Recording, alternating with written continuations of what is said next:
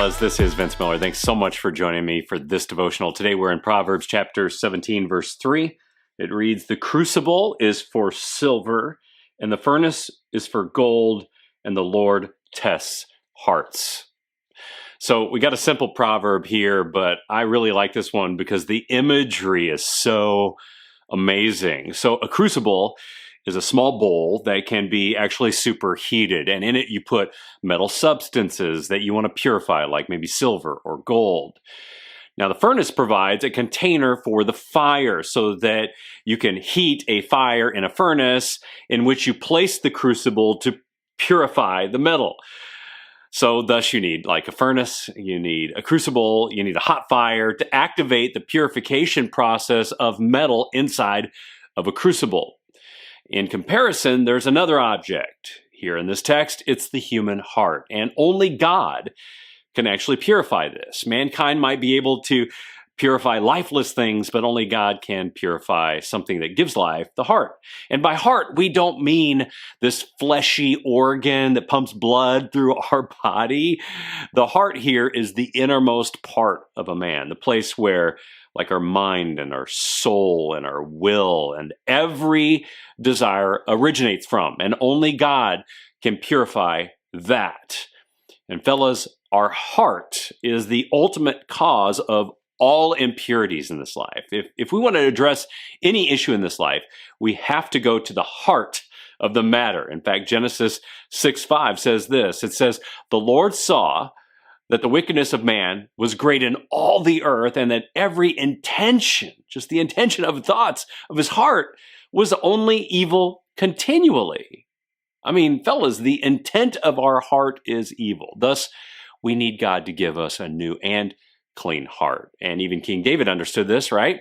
After his grievous sexual sin with Bathsheba, the elaborate cover-up, and the subsequent murder of her husband Uriah, David said this in one of his most famous psalms, Psalm 51:10. He said, "Create in me a clean heart, O God, and renew a right spirit within me."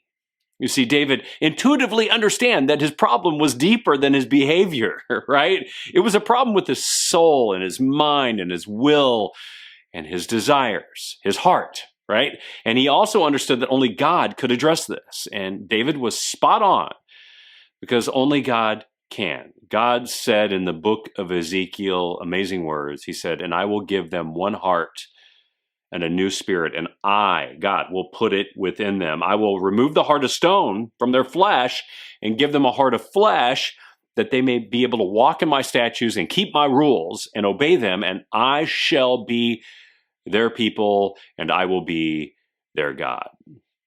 Fellows, only God can do this. And we can invite God to do this right now, to remove our calloused, stone cold, hard, selfish hearts and replace them with a new heart and a new spirit.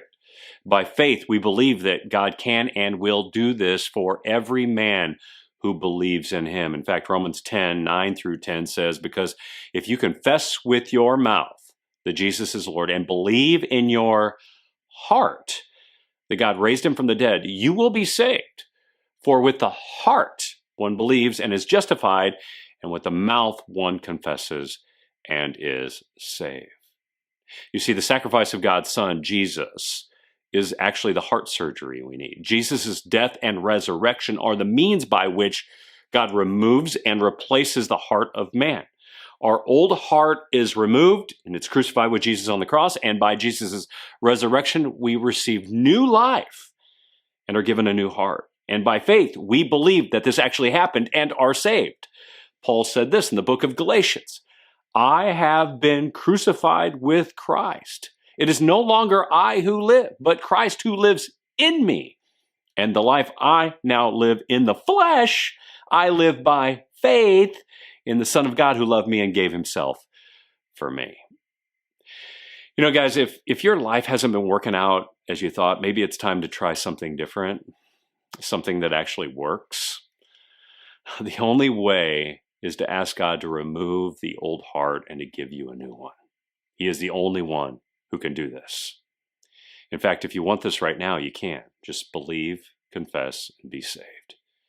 And if this is the decision you want to make today, just write this below, or something like it. God, I, just insert your name, need new life today. Take out my heart of stone and give me a new heart. Guys, I love you. If you enjoyed this today, share this with someone you know who may need to hear it. And with that, I'll see you right back here again tomorrow.